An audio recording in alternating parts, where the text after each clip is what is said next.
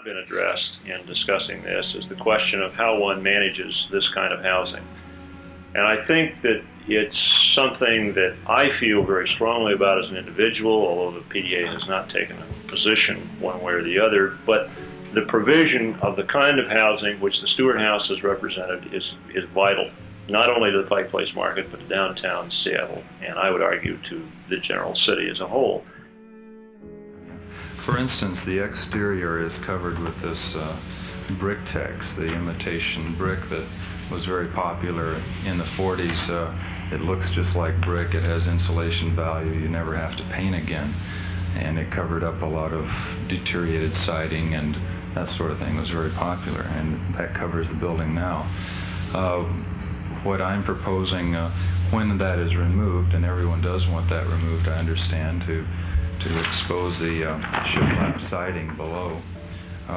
If that siding's in sound condition, then that can be cleaned and painted. If it's not in sound condition, then and has to be replaced, then we would ask that some fire protection, some gyp sheathing be placed under the new siding. So it's kind of a as-you-go approach. What can be done in a reasonable manner, and what makes sense. We would be asking not only for the sprinkler system in the building, but what we're requiring in all apartments, new construction, as well as smoke detection in the rooms.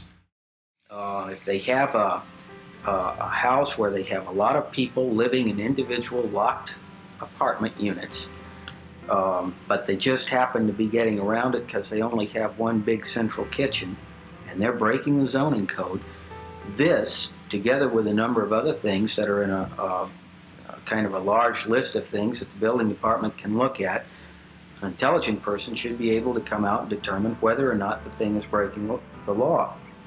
The problem, of course, was that people were getting around the code by taking the stove out of the unit, and that is one of the reasons for inserting this, to correct that problem. People who have single-family residences and have a number of different kitchens can take out a second-range permit. Of what the state's going to do about this and where we are with the governor's committee.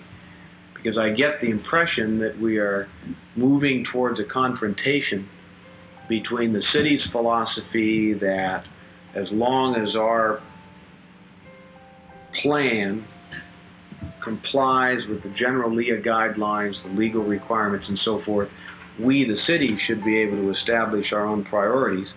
And what I detect may be the thrust of the governor's committee that no, they're going to establish the city's priorities and not approve our plan until they get what they want in it.